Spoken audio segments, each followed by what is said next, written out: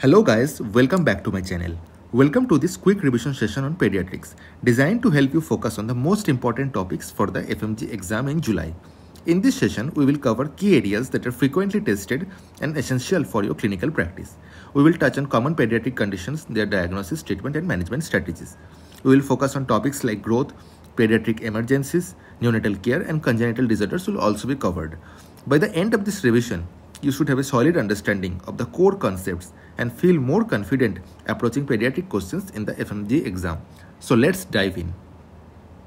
तो सबसे पहले हमारा जो टॉपिक है वो है short stature in children. Short statures पे जाने से पहले हम नॉर्मल की बात करते हैं।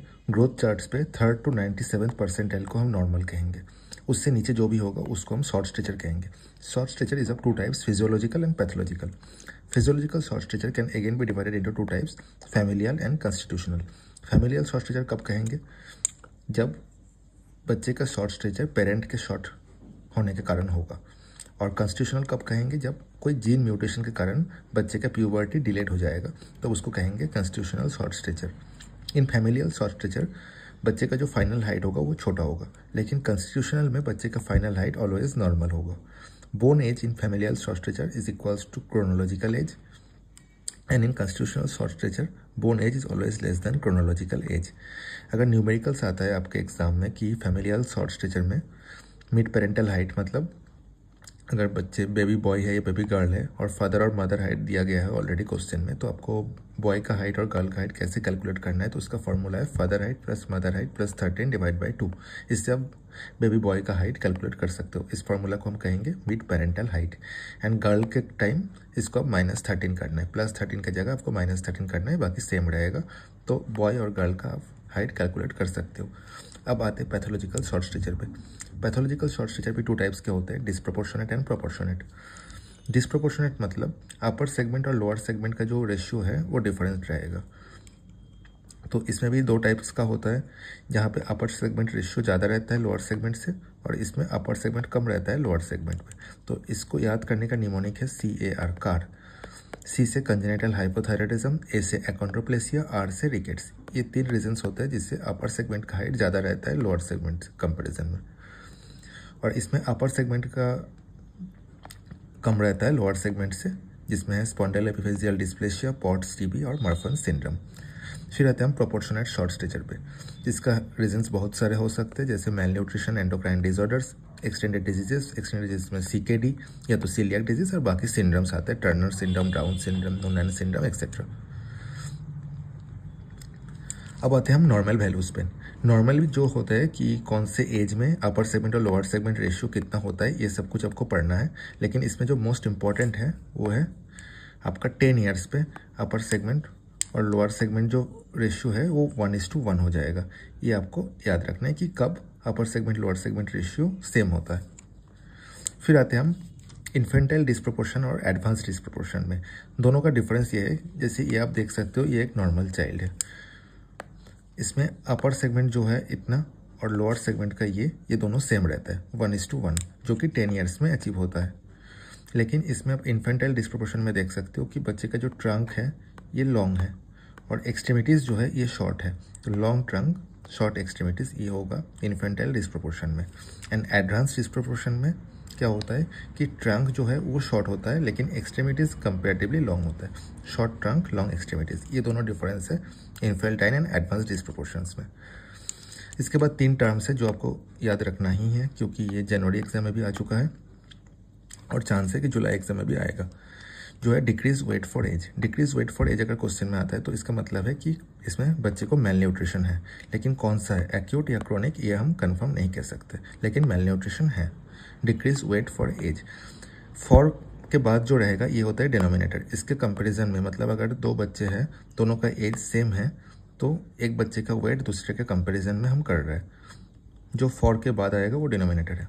Similarly decrease weight for height है, मतलब दोनों बच्चे का हाइट सेम है और एक का वेट कम है, तो उसको अगर हम कंपैरिजन में लाएंगे तो इससे हम एक्यूट मेलन्यूट्रिशन को आइडेंटिफाई कर सकते हैं।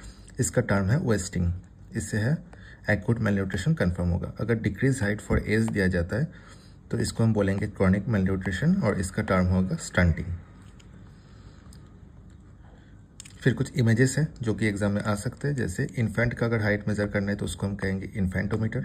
सिमिलरली अगर एडल्ट्स का हाइट मेज़र करना है तो इसको हम कहेंगे स्टेडियोमीटर। हाँ, जो मैंने टर्म अभी गलत बोला कि इन्फेंट के लिए इसको इन्फेंट का लेंथ मेज़र किया जाता है, इन्फेंट का हाइट नहीं होता है, एडल्ट्स के लिए हाइट होता है जो कि है स्टेडियोमीटर। सर्किट स्टेप है, सर्किट स्टेप से आप मीडियम सर्कमफेरेंस मेज़र कर सकते हो मेल न्यूट्रिशन देखने के लिए। लेस देन 11.5 सेंटीमीटर अगर है तो आप मेल न्यूट्रिशन कह सकते हो। फिर है क्वाशिरकोर और मरासमस में डिफरेंस। यहाँ इमेजेस है क्वाशिरकोर और मरासमस में, आप देख सकते हो कि यहाँ पे एडेमा है जो भी क्वाशिरकोर वाला बेबी होगा, तो ये डिफरेंस क्लिनिकल प्रेजेंटेशन भी आ सकता है या तो इमेज बेस्ड क्वेश्चन में भी आ सकते हैं। एक बार देख लेते हैं कि क्वाशिरकोर मरासमस में क्या क्या डिफरेंस है। क्वाशिरकोर में आप देख सकते हो कि पीटिंग एडेमा रहेगा, वरस मरासमस में कोई एडेमा नहीं रहेगा और सीवियर वेस्टिंग रहेगा। फिर क्वाशिरकोर में जो बेबी का अपीयरेंस है उसको हम टर्म देते हैं फैट शुगर बेबी अपीयरेंस, और मरासमस में बेबी का जो फेस रहेगा वो मंकी जैसे दिखेगा। क्वाशिरकोर का बेबी इरिटेबल रहेगा हमेशा, लेकिन मरासमस वाला बेबी अलर्ट रहेगा।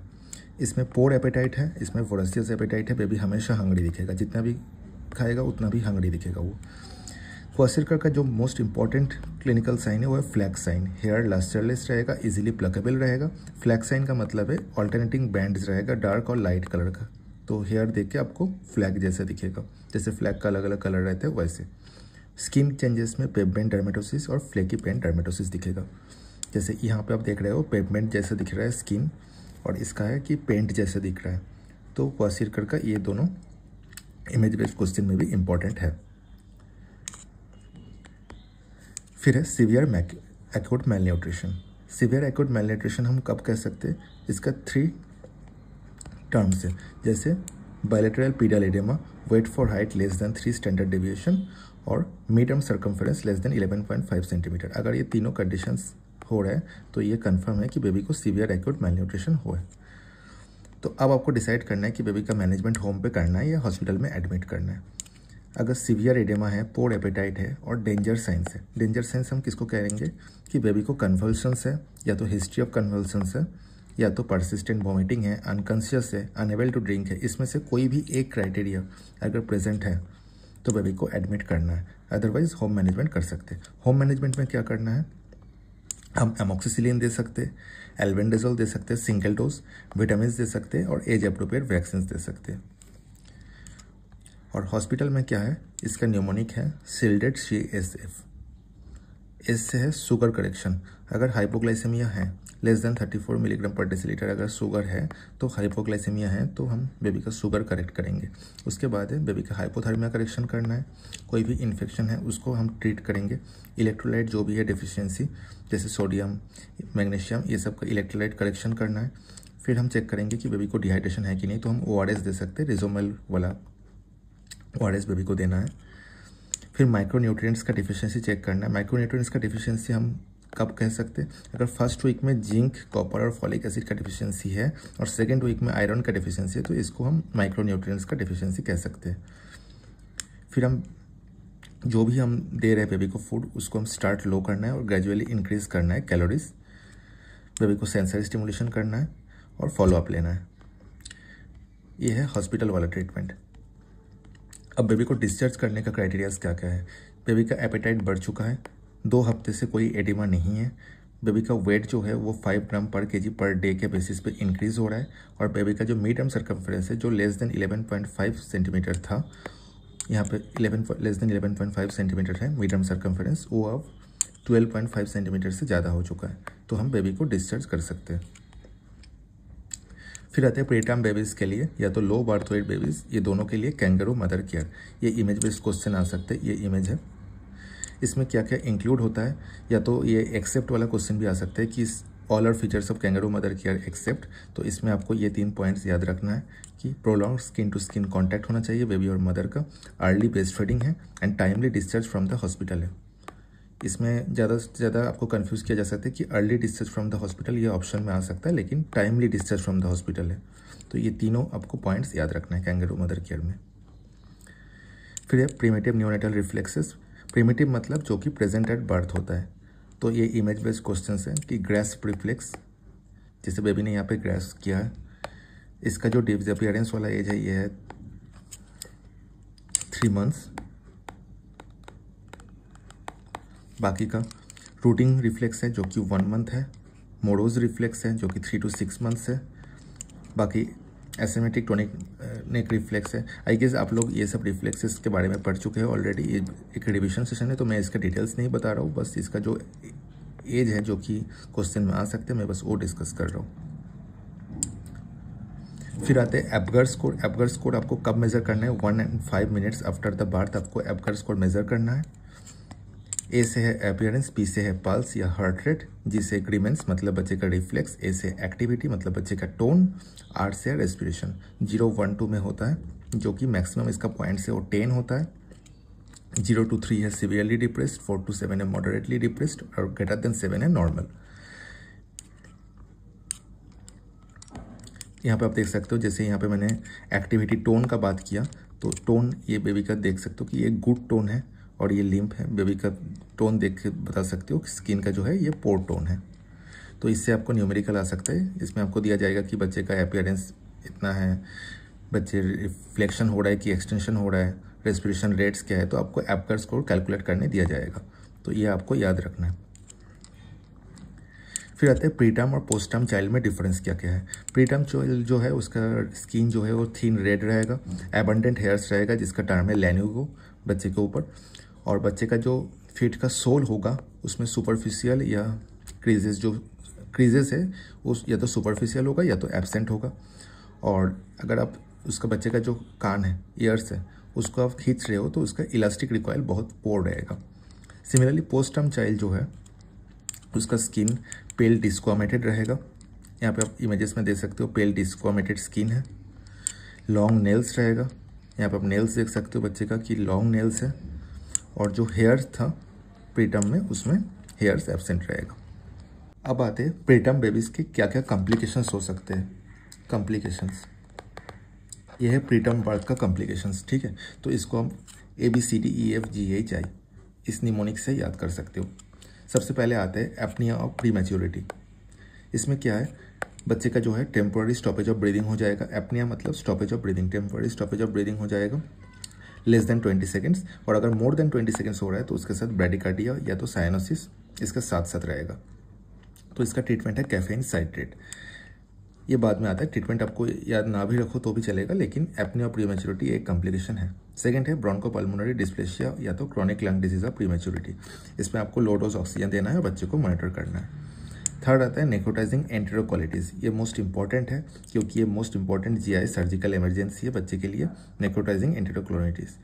इसमें आपका क्लिनिकल फीचर्स क्या क्या दिखेगा, ABC से आपको याद करना है abdominal distension, blood in stool और कोलाइटिस। D से आता है डक्टस आर्टेरियोसिस, या तो पेटेंट या तो परसिस्टेंट डक्टस आर्टेरियोसिस आपको दिखेगा। एक्सटेंडेड स्टे इन हॉस्पिटल होगा बच्चे के लिए। फीडिंग डिफिकल्टीज आप देख सकते हो। फीडिंग डिफिकल्टीज मतलब बच्चे का जो साकिंग या तो स्वॉलिंग कोऑर्डिनेशन है वो लेस देन 34 वीक्स रहेगा। एस्पिरेशन से बच्चे का डेथ तक हो सकता है। अगर बच्चे ठीक से सक या स्वॉलो नहीं कर रहे तो एस्पिरेशन से बच्चे का डेथ हो सकता है। साथ ही साथ ये बहुत इंपॉर्टेंट है, ये आपको याद रखना है कि कौन से एज में बच्चे को कैसे फीड करना है। अगर ग्रेटर देन 34 वीक्स का बच्चा है तो आप ब्रेस्ट फीड कर सकते हो। 30 to 34 वीक्स में स्पून एंड पैलेडाई फीड्स होगा। ये इमेज बेस्ड क्वेश्चन भी आ सकता है, इमेज देख के आपसे पूछ सकता है कि कौन से वीक में आप बच्चे को ये फीड कर सकते हो। मैच द फॉलोइंग में 28 to 31 वीक्स में NG और OG ट्यूब से आपको फीड करना है, और लेस देन 28 वीक्स अगर है तो IV फ्लूइड से फीड करना है। फिर आते हैं जी से जर्मिनल मैट्रिक्स हेमरेज है, क्योंकि बच्चे का जो प्रीमैच्योर बेबी है उसका वेजल्स थीन है तो जर्मिनल मैट्रिक्स हेमरेज हो सकता है। लेकिन ये अगर ओनली लेस देन 32 वीक्स से 32 वीक्स से पहले अगर बेबी का बर्थ होता है तो ही ये जर्मिनल मैट्रिक्स हेमरेज होगा। ऑल्सो ये क्वेश्चन है कि it is the most common cause of intracranial bleeding in preterm. ये आपको याद रखना है कि जर्मिनल मैट्रिक्स हेमरेज जो है ये मोस्ट कॉमन कॉज है इंट्राक्रैनियल ब्लीडिंग इन प्रीटर्म्स में। तो अगर कोई भी बच्चा 32 वीक्स से कम में बर्थ हो रहा है तो उसको आप इंट्राक्रैनियल USG मस्ट है ये चेक करने के लिए कि बच्चे का जर्मिनल मैट्रिक्स हेमरेज है कि नहीं है। एज से आपका आता है हाइपोग्लाइसेमिया, न्यूनेटल हाइपोग्लाइसेमिया मतलब लेस देन 45 मिलीग्राम पर डेसीलीटर अगर है बच्चे का तो ये हाइपोग्लाइसेमिया है। साथ ही एज से हाइलिन मेम्ब्रेन डिजीज हो सकते हैं जो कि एक रेस्पिरेटरी डिस्ट्रेस सिंड्रोम में कन्वर्ट हो सकता है, जो कि होता है एल्वियोली कोलैप्स के कारण। क्योंकि सर्फेक्टेंट जो होता है हमारे लंग्स में टाइप 2 न्यूमोसाइट्स उसको प्रोड्यूस करते हैं, वो मैक्सिमम होता है 34 वीक्स ऑफ इंट्रायूटेराइन लाइफ। अगर बच्चा 34 वीक्स से कम में बर्थ हो जाता है तो हाइलिन मेम्ब्रेन डिजीज हम देख सकते हैं। सर्फेक्टेंट का काम क्या होता है? Surface tension in the alveoli को डिक्रीज करता है और लंग्स को, एल्वियोली को प्रोटेक्ट करता है फ्रॉम कोलैप्सिंग। अगर हाइलिन मेम्ब्रेन डिजीज माइल्ड या मॉडरेट है तो उसका ट्रीटमेंट है CPAP, continuous positive airway pressure, non invasive ventilation. और अगर सीवियर है तो आपको मैकेनिकल वेंटिलेशन करना है इंस्योर टेक्निक से।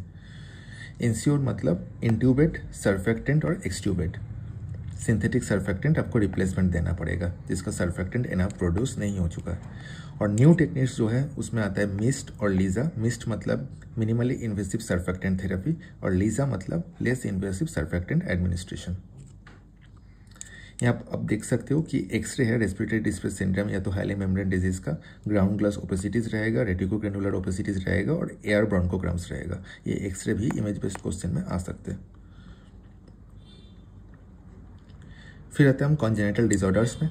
उसमें मोस्ट इंपॉर्टेंट है कॉन्जेनिटल डायफ्रामेटिक हर्निया, जिससे एब्डोमिनल कंटेंट जो भी है वो हर्निएट होकर चेस्ट कैविटी में अगर आ जाते हैं तो उसको हम कॉन्जेनिटल डायफ्रामेटिक हर्निया बोलेंगे।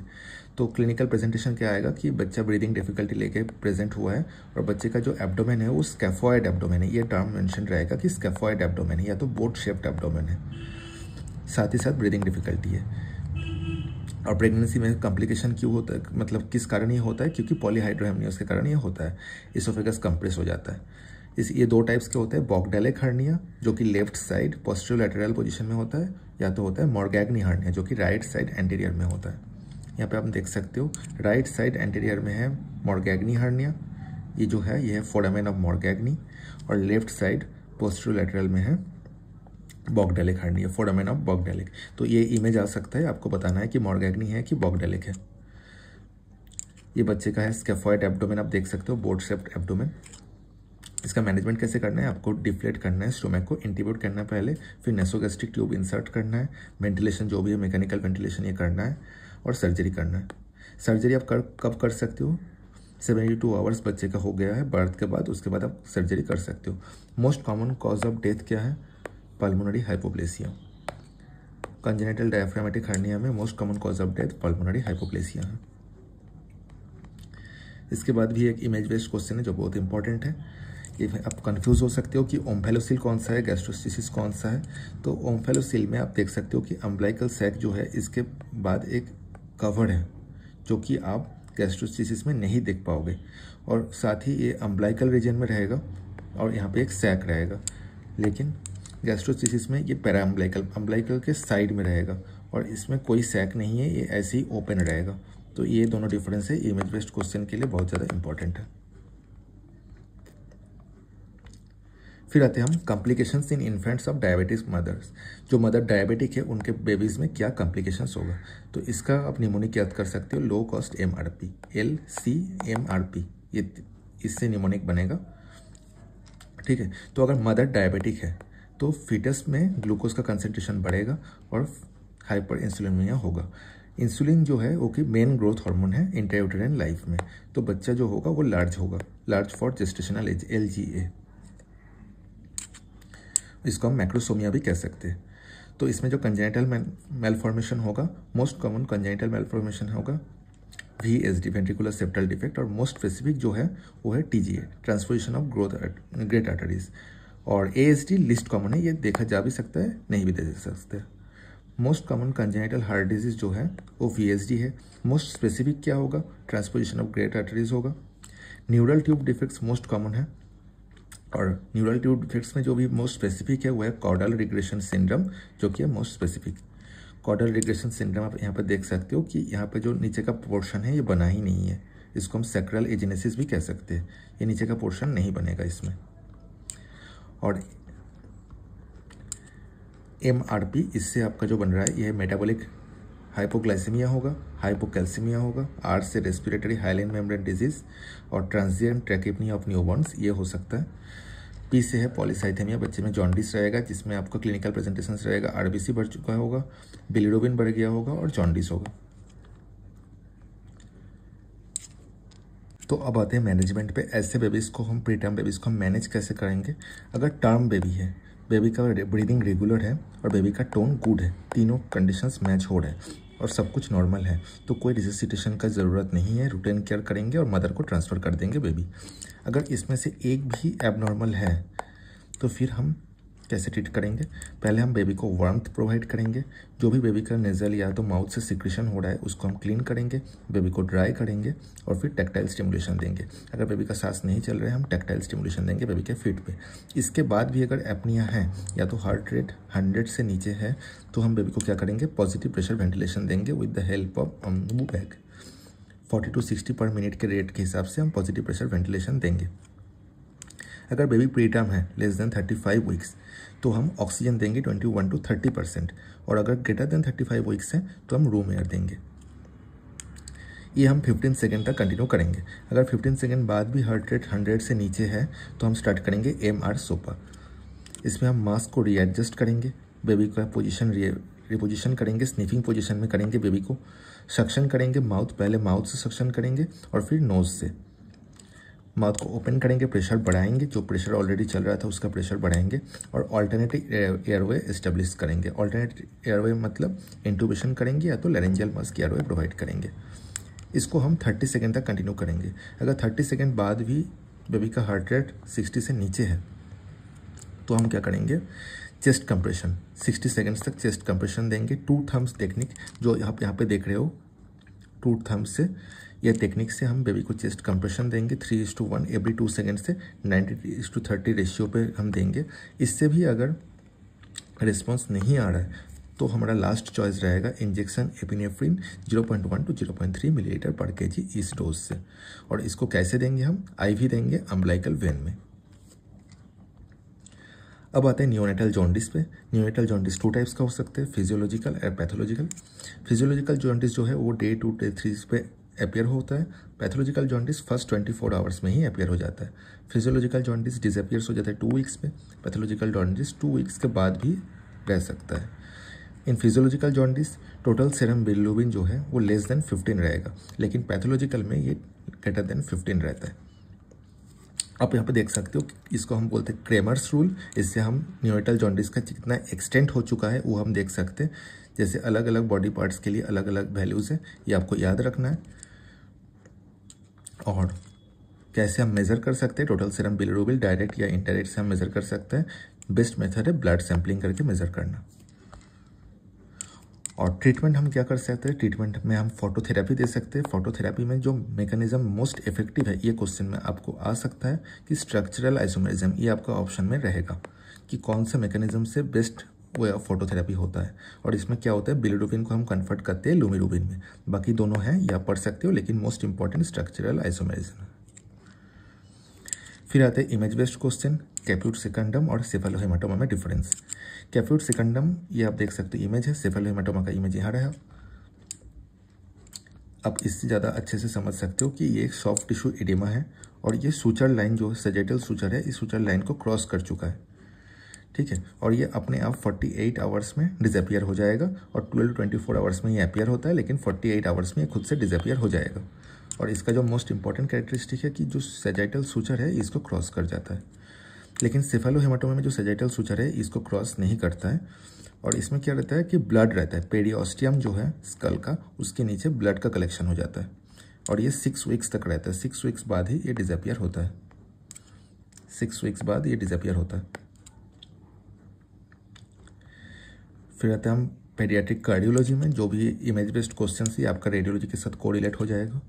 इसमें आप देख सकते हो फिगर ऑफ 3 साइन, यहाँ पे आप फिगर ऑफ 3 साइन देख सकते हो, ये होता है, ये जो है फिगर ऑफ 3 साइन है। ये कोएक्टेशन ऑफ एओर्टा में होता है, ये आप ऑलरेडी रेडियोलॉजी में पढ़ चुके हो, ये फिर से एक बार रिविजन हो जा रहा है आपका। यहाँ पे आप फिगर ऑफ 3 साइन देख पाओगे। फिर आते हैं बूट शेप्ड हार्ट। यहाँ पे आप देख सकते हो कि हार्ट का जो शेप है वो बूट जैसा बन चुका है, तो ये बूट शेप्ड हार्ट है। बूट शेप्ड हार्ट कब होता है? टेट्रालॉजी ऑफ फैलोट में होता है। इसमें कंपोनेंट्स क्या क्या रहेगा? या एमसीक्यू में आ सकता है कि pulmonary stenosis, right ventricular hypertrophy, ventricular septal defect और aorta overriding the ventricular septal defect. Pulmonary stenosis 3 types का होता है, सुप्रावेल्वुलर, वाल्वुलर और सब वेल्वुलर। सब वेल्वुलर जो है ये मोस्ट कॉमन होता है और साथ ही साथ ये most common cyanotic congenital heart defect है आफ्टर इन्फेंसी। इसमें बूट शेप्ड हार्ट देख सकते हैं। अब तो 2 टाइप्स का कर लिए हैं आप। कोआर्क्टेशन आवर्टा में फिगर ऑफ 3 साइन देख पाओगे और इसमें बूट शेप्ड हार्ट। इसमें मोस्ट कॉमन प्रेजेंटेशन क्या रहेगा? टेट्रोलॉजी ऑफ फैलोट में साइनेटिक या तो टेस्ट स्पेल्स आएगा फर्स्ट ईयर में। ट्रीटमेंट क्या रहेगा? PGE1 प्रोस्टाग्लैंडिन U1 एल्प्रोस्टाडिल आप दे सकते हो टिल सर्जरी, और फिर आपको सर्जरी करना है। सर्जरी में आपको ब्लेलॉक टॉसिक शंट बैठा देना है ताकि बच्चे को ब्लड दूसरे रास्ते से पहुंच पाए। फिर आता है एग ऑन स्ट्रिंग अपीयरेंस। जैसे यहाँ पे देख पाओगे ऐसा लग रहा है कि एक एग है स्ट्रिंग के ऊपर, जो कि है most common cyanotic congenital heart disease in newborns. Egg on string appearance ये है। ट्रांसपोजिशन ऑफ ग्रेट आर्टरीज में आपको दिखेगा। मैं कुछ भी डिटेल्स में नहीं जा रहा हूँ कि क्यों हो रहा है क्या हो रहा है, इसका डिटेल्स आप मेडिसिन में रेडियोलॉजी में ऑलरेडी देख चुके हो, ये पूछेगा भी नहीं, लेकिन इमेज बेस्ड क्वेश्चन आएगा कि कौन सा क्या है, तो आपको ये याद रखना है। फिर आता है स्नोमैन और फिगर ऑफ 8 अपीयरेंस। यहाँ पे आप देख सकते हो कि फिगर ऑफ 8 अपीयरेंस या तो स्नोमैन जैसा दिख रहा है। ये आता है total anomalous pulmonary venous circulation में, TAPVC, इसमें दिखा जाएगा स्नोमैन और फिगर ऑफ 8 अपीयरेंस।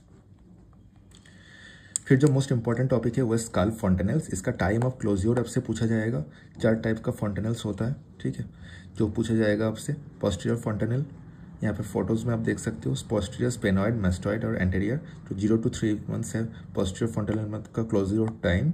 स्पेनॉइड फॉन्टेनल का है 3 to 6 मंथ्स, मैस्टॉइड फॉन्टेनल का है 6 to 18 मंथ्स और एंटेरियर फॉन्टेनल का है 18 to 24 मंथ्स। फिर हम आते हैं न्यूरल ट्यूब डिफेक्ट्स पे। न्यूरल ट्यूब डिफेक्ट्स का सिंपल मीनिंग है न्यूरल ट्यूब जो कि 3 to 4 वीक्स इंट्रायूटेराइन लाइफ में क्लोज होना था, वो क्लोज हुआ नहीं ठीक से, ठीक है, फेलियर। तो ये 2 टाइप्स का होता है, ब्रेन और स्पाइनल कॉर्ड में होता है। इसका रीजंस है मल्टीफैक्टोरियल, कोई एक रीजन से ये नहीं होता है, मल्टीफैक्टोरियल इनहेरिटेंस पैटर्न से ये होता है। रिस्क फैक्टर्स क्या क्या है कि डायबिटीज़ है मदर को, या तो ओबेसिटी है, या तो मदर प्रेगनेंसी के टाइम वैल्पोरेट कार्बामेज़ेपाइन जैसे ड्रग्स कंज्यूम किए हैं, या तो प्रीवियस प्रेगनेंसी में भी मदर इफेक्टेड था, या तो मदर को फॉलिक एसिड डिफिशियंसी है। इसको हम डायग्नोस कैसे कर सकते हैं? एंटीनेटल डायग्नोसिस कर सकते हैं हम एमनियोटिक फ्लूइड से, लेकिन बेस्ट मार्कर जो है वो है एसिटिलकोलाइन एस्टरेज, और मोस्ट सेंसिटिव जो है वो है अल्फा फिटोप्रोटीन। हम प्रिवेंट कैसे कर सकते हैं? अगर ये प्राइमरी प्रिवेंशन है, पहला प्रेगनेंसी है, तो हमको फॉलिक एसिड सप्लीमेंट देना है 1 month बिफोर कंसेप्शन, इसको स्टार्ट करना है, और 0.4 मिलीग्राम पर डेसीलीटर के डोज से हम इसको दे सकते हैं। अगर सेकेंडरी करना है तो 4 मिलीग्राम से देना है। बेस्ट इन्वेस्टिगेशन क्या है? 16 वीक्स पे हम अल्ट्रासाउंड करके इसको कंफर्म कर सकते हैं, लेकिन अगर एनेंसेफेली है तो 10 to 12 वीक्स में ही हम इसको कंफर्म कर सकते हैं। न्यूरल ट्यूब डिफेक्ट्स का ये जो भी है सब डिविजन्स है। ये फोटो इस बार आ चुका है जनवरी एग्जाम में, तो इस बाकी सारे आपके लिए इंपॉर्टेंट है। क्रेनियोस्पाइनल, क्रेनियल और स्पाइनल 3 टाइप्स में हम डिवाइड करते हैं। क्रेनियोस्पाइनल जो है मतलब पूरा क्रेनियल से स्पाइन तक, क्रेनियोरेचिस इसको हम बोलेंगे, ये ऑलरेडी आ चुका है इस बार एग्जाम में। क्रेनियल जो है बच्चे का हेड पे अगर क्लोज्ड है तो उसको हम बोलेंगे एनसेफेलोसील, अगर ओपन है तो इसको हम बोलेंगे एनेंसेफेलोसील। जैसे ये ओपन आप देख सकते हो, एनेंसेफेली बोलेंगे इसको। अगर ये क्लोज्ड है तो इसको बोलेंगे एनसेफेलोसील। सिमिलरली स्पाइन के लिए अगर क्लोज्ड है तो स्पाइना बाइफिडा अकल्टा, अकल्टा मतलब क्लोज्ड, ओपन में एपर्टा। ओपन जो है उसको हम डिवाइड करेंगे मेनिंगोसील और माइलोमेनिंगोसील में। यहाँ पे हम देख सकते हो अकल्टा, कोई यहाँ पे ओपनिंग नहीं है तो इसीलिए क्लोज्ड है, तो अकल्टा बोलेंगे इसको। और मेनिंगोसील यहाँ पे हम देख सकते हो कि बस मेनिंजेस आया है, और इसमें जो भी है और भी पार्ट्स आ चुका है तो इसको हम बोलेंगे माइलोमेनिंगोसील। फिर हम आते हैं epilepsy in children and drug of choice. ये सिंपल है, आपको बस ड्रग ऑफ चॉइस याद रखना है कि एब्सेंस सीजर का ड्रग ऑफ चॉइस एथोसक्सिमाइड है, अगर ये ऑप्शन में नहीं है तो वैल्पोरेट मार्क करना है। इन्फेंटाइल स्पज़म्स, इसका दूसरा नाम है वेस्ट सिंड्रोम, इसमें आपको ACTIs देना है, पेडनिसोलोन विगाबैट्रिन ऐसे देना है। फिर आता है juvenile myoclonic epilepsy Jains syndrome, जिसमें आपको फिर से वैल्पोरेट देना है। और फिर लैनॉक्स-गेस्टर्ड सिंड्रोम, इसमें आपको वैल्पोरेट या तो लैमोट्रिजिन देना है। इसमें डिटेल्स दिया गया है, तो मैं आपको PDF प्रोवाइड कर दूंगा, आप ये डिटेल्स एक बार पढ़ सकते हो कि क्या क्या है, एब्सेंस सीजर्स कब होता है, इन्फेंटाइल स्पज़म्स क्या हो सकता है, और फिर इसका ट्रीटमेंट क्या है, ये सब आप पढ़ सकते हो। जैसे यहाँ पे मैंने इन्फेंटाइल स्पज़म में बताया कि इसका ड्रग ऑफ चॉइस है एसिटाइलकोलाइन, लेकिन अगर ट्यूबरस स्क्लेरोसिस है तो यहाँ पे ट्रीटमेंट हो जाएगा विगाबैट्रिन। तो यहाँ पे आपको कंफ्यूज किया जा सकता है, तो आप इस जगह को अच्छे से पढ़ सकते हो। मैं आपको PDF प्रोवाइड कर दूँगा, उसमें आप पढ़ सकते हो।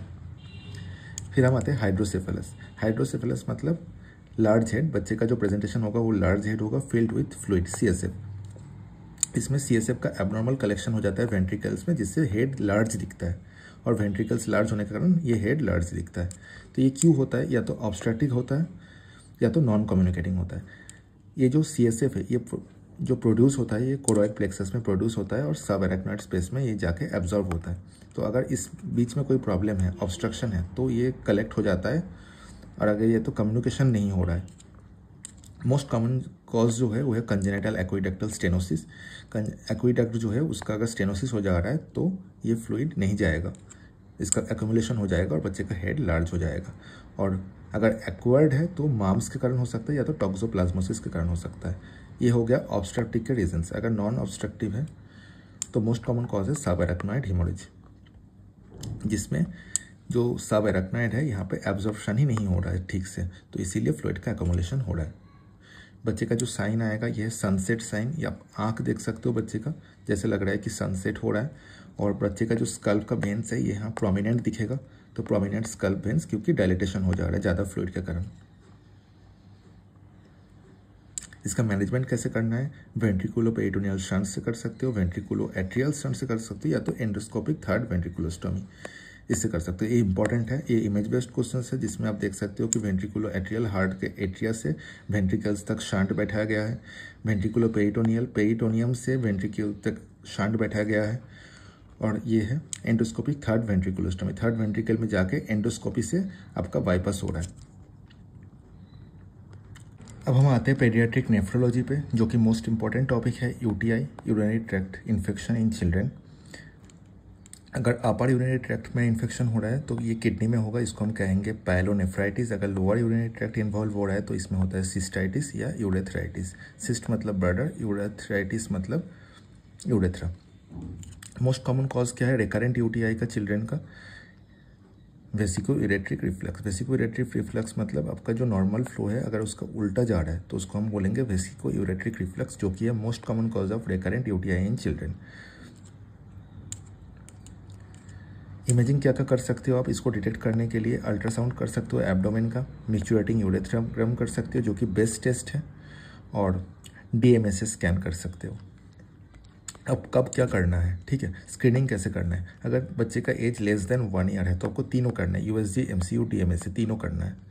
अगर बच्चे का एज 1 to 5 ईयर्स तक है तो आपको पहले करना है USG और DMSA। अगर ये नॉर्मल रहा तो आपको और कुछ नहीं करना है। अगर ये एबनॉर्मल रहा इसमें से कोई एक, तो फिर आप कर सकते हो मिक्चुरेटिंग यूरेथ्रोग्राम। अगर बच्चे का एज ग्रेटर देन 5 ईयर्स है तो सबसे पहले आपको करना है ओनली USG के बाद अगर ये नॉर्मल रहा तो आपको और कुछ नहीं करना है। अगर एबनॉर्मल रहा तो मिक्चुरेटिंग यूरेथ्रोग्राम आपको करना पड़ेगा। फिर हम आते हैं वेसिको यूरेट्रिक रिफ्लक्स, जो कि है most common cause of urinary tract infection in children. इसका मतलब है retrograde reflux of urine from bladder. Bladder से जो है किडनी से यूरिन आता है यूरेटर के थ्रू ब्लडर में, लेकिन अगर रेट्रोग्रेड हो रहा है मतलब ब्लडर से यूरिन रेट्रोग्रेड फ्लो में फिर से ऊपर जा रहा है तो इसको हम बोलेंगे वेसिको यूरेट्रिक रिफ्लक्स। ये फीमेल्स में मोर कॉमनली होता है मेल से ज़्यादा, और ये एक ऑटोसोमल डोमिनेंट डिसऑर्डर है। यहाँ पे दिया गया है कि कहाँ कहाँ ऑब्स्ट्रक्शन हो सकता है। अगर प्रोस्टेटिक यूरेथ्रा में ऑब्स्ट्रक्शन है तो क्या करना है, और ये रेडियोलॉजिकल साइन क्या है, की होल साइन होगा। और यूरेथ्रा जो है लार्ज प्रोस्टेटिक यूरेथ्रा है, इसका ट्रीटमेंट सर्जरी है। ये की होल साइन आप रेडियोलॉजी में ऑलरेडी पढ़ोगे। और फिर अगर यूरेट्रोवेसिकल जंक्शन में ऑब्स्ट्रक्शन है तो ये कोबरा हेड एफिडेंस आएगा, ये भी आप रेडियोलॉजी में पढ़ोगे फिर से, तो इसका भी ट्रीटमेंट सर्जरी है। ये दोनों इंपॉर्टेंट है, दोनों रेडियोलॉजिकल साइन इंपॉर्टेंट है यहाँ पे, keyhole sign and cobra head sign. फिर हम आते हैं ग्लोमेरुलोनेफ्राइटिस पे। ग्लोमेरुलोनेफ्राइटिस है इम्यून मेडिएटेड ग्लोमेरुलर इंजरी। इस पर आप देख सकते हो कि हेमाटोरिया है विद और विदाउट प्रोटीनूरिया। हेमाटोरिया मतलब ब्लड इन द यूरिन, इसमें प्रोटीनूरिया प्रेजेंट हो भी सकता है या तो एब्सेंट हो सकता है। फिर आता है हाइपरटेंशन और एडेमा, ये तीन अगर रहा तो ग्लोमेरुलोनेफ्राइटिस हम कह सकते हैं। C3 से हम असेस कर सकते हैं, C3 असेसमेंट लो रहेगा। पोस्ट स्ट्रेप्टोकोकल ग्लोमेरुलोनेफ्राइटिस, मेम्ब्रेनोपॉलिफेटिक ग्लोमेरुलोनेफ्राइटिस और लूपस नेफ्राइटिस, ये तीन में ये लो रहेगा। अब डिफरेंस कैसे करेंगे कि ग्लोमेरुलोनेफ्राइटिस तो हो चुका है लेकिन ये पोस्ट स्ट्रेप्टोकोकल ग्लोमेरुलोनेफ्राइटिस है या IgA है। तो पोस्ट स्ट्रेप्टोकोकल जो है वो है एक्यूट, पहले दोनों में ही आपको थ्रोट इन्फेक्शन होगा। थ्रोट इन्फेक्शन के 2 वीक्स के बाद अगर हो रहा है ग्लोमेरुलोनेफ्राइटिस, तो वो है पोस्ट स्ट्रेप्टोकोकल ग्लोमेरुलोनेफ्राइटिस। अगर 1 to 3 डेज में ही हो जाता है तो वो है IgA। फिर हम क्या कर सकते हैं, अगर इससे भी हम नहीं कर पाएंगे तो हमको C3 असेसमेंट करना है। C3 IgA में ऑलवेज नॉर्मल रहता है और PSGN में C3 डिक्रीज होता है। यहाँ पे हम ऑलरेडी बात कर चुके हैं कि C3 किस किस चीज़ में लो होता है, इसमें IgA नहीं है, IgA में C3 नॉर्मल रहता है। इसको हम डायग्नोसिस कैसे करेंगे, रेनल बायोप्सी कर सकते हैं, बायोप्सी दोनों में करना है। इसमें हम देख सकते हैं बायोप्सी में डिफ्यूज मेसेंजियल परफोरेशन देख पाएंगे और इसमें फोकल देख पाएंगे। इसमें डिफ्यूज रहेगा, इसमें फोकल रहेगा। साथ ही इलेक्ट्रॉन माइक्रोस्कोपी करेंगे, इसमें हम सब एपिथेलियल हम्प्स देखेंगे और इसमें हम मेसेंजियल डिपॉजिट्स देखेंगे। इसका ट्रीटमेंट है एसी इनहिबिटर्स देना है 6 मंथ तक। अगर ट्रीटमेंट सक्सेसफुल नहीं हो रहा है तो फिर हम स्टेरॉइड्स अप्लाई करेंगे। ये आप मेडिसिन में ऑलरेडी पढ़ोगे, तो यहाँ पे एक शॉर्ट रिविजन हम कर लिए क्योंकि ये इंपॉर्टेंट टॉपिक है पीडियाट्रिक्स का भी। फिर आता है रेस्पिरेटरी पीडियाट्रिक्स में, इसको जो मोस्ट इंपॉर्टेंट टॉपिक है आप ENT में ऑलरेडी कवर कर चुके हो, वो है एपिग्लोटाइटिस। एपिग्लोटाइटिस और क्रूप का दोनों का रेडियोलॉजिकल साइन बहुत ज़्यादा इंपॉर्टेंट है। जैसे एपिग्लोटाइटिस में आपको थंब साइन दिखेगा एक्सरे में, लेटरल एक्सरे में आपको लेटरल व्यू में थंब साइन दिखेगा यहाँ पे, क्योंकि ये एपिग्लोटिस जो है वो सोलन हो चुका है। क्रूप में आपको यहाँ पे स्टिपल साइन दिखेगा। स्टिपल साइन मतलब चार्ज का जो हेड रहता है स्ट्रक्चर का, वैसे स्टिपल दिखेगा आपको। यहाँ पे आप देख सकते हो कि स्टिपल साइन है। और एपिग्लोटाइटिस और क्रूप में जो डिफरेंशिएशन है, एपिग्लोटाइटिस का प्रेजेंटेशन क्या रहेगा, सडन ऑनसेट रहेगा। हाई ग्रेड फीवर का सडन ऑनसेट, कोई पहले से सिम्टम्स नहीं है, अचानक से फीवर आ चुका है, प्लस सोर थ्रोट है, ब्रीदिंग डिफिकल्टी है, रेस्टलेसनेस है और ड्रूलिंग ऑफ सलाइवा है। ये भी इंपॉर्टेंट है, ड्रूलिंग ऑफ सलाइवा और है सडन ऑनसेट। तो हमको लैटरल एक्सरे करना है नेक का, उसमें हम थंब साइन देख पाएंगे। और लैरिंगोस्कोपी अगर करते हैं तो चेरी रेड एपिग्लोटिस देखेंगे। क्रूप या तो लैरिंगोट्रैकियोब्रोंकाइटिस में क्या है, पहले से प्रोड्रोमल सिम्टम्स दिखेंगे हम। क्या रहेगा, urinary tract, upper respiratory tract infection, upper respiratory tract infections रहेगा 2 to 3 डेज से। उसके बाद ये स्टार्ट होगा। क्या स्टार्ट होगा, होर्सनेस ऑफ वॉइस देख सकते हैं और ये जो स्पेसिफिकली मेंशन है सील बार्किंग काफ, वैसे काफ हम देख सकते हैं। स्ट्राइडर क्या रहेगा, इंस्पिरेटरी स्ट्राइडर रहेगा। मेन डिफरेंस दोनों का यही है कि इसमें सडन ऑनसेट है, हाई फीवर, कोई सिम्टम्स पहले से नहीं है और इसमें से पहले से ही 2-3 दिन से अपर रेस्पिरेटरी ट्रैक्ट इन्फेक्शंस है। ट्रीटमेंट कैसे करना है, अगर माइल्ड क्रूप है तो हम कॉर्टिकोस्टेरॉइड्स देंगे, first line drug oral dexamethasone. अगर सीवियर है तो हम पहले एपिनेफ्रिन देंगे। सीवियर में साइनोसिस नोटिस किया जाएगा तो हम एपिनेफ्रिन देंगे, उसके बाद हम नेबुलाइजेशन करेंगे। एपिग्लोटाइटिस का ट्रीटमेंट क्या है, फर्स्ट हमको एयरवे सिक्योर करना है, क्योंकि सोलन एपिग्लोटिस है तो बच्चा सांस ले ही नहीं पा रहा है तो इससे डेथ हो सकता है। तो हमको पहले एयरवेज को सिक्योर करना है, कैसे, इंट्यूबेशन से, और फिर हम एंटीबायोटिक्स दे सकते हैं स्वेलिंग जो है उसको रिड्यूस करने के लिए। न्यूमोनिया का क्लासिफिकेशंस, ये बहुत इंपॉर्टेंट है, ये हमारा लास्ट टॉपिक है आज का। इससे क्वेश्चन आ चुका है जनवरी FMG में और चांस है कि फिर से क्वेश्चन आएगा। तो न्यूमोनिया का हम IMNCI classification 2 months to 5 years age children के लिए डिवाइड कर सकते हैं 3 टाइप्स में।